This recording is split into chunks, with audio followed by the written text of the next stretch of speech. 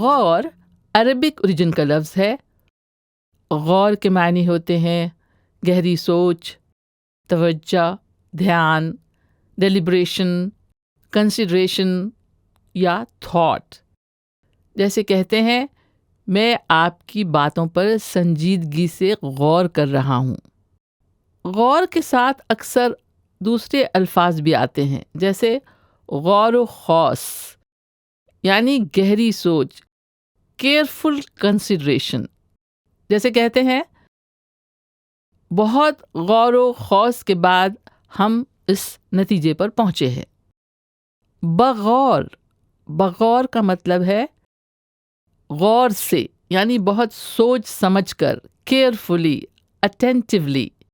جیسے کہتے ہیں جج نے اس کے بیان کو بغور سنا.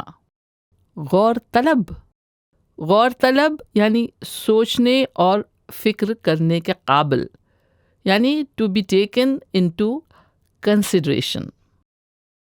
جیسے کہتے ہیں آج کے دور میں بے روزگاری کا مسئلہ غور طلب ہے. زیر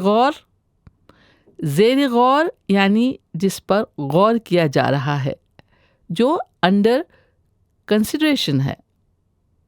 قابل غور یعنی توجہ کرنے اور سوچنے کے لائق، یعنی worthy آف کنسیڈریشن. لفظ غور کے تعلق سے یہ شعر سنیں.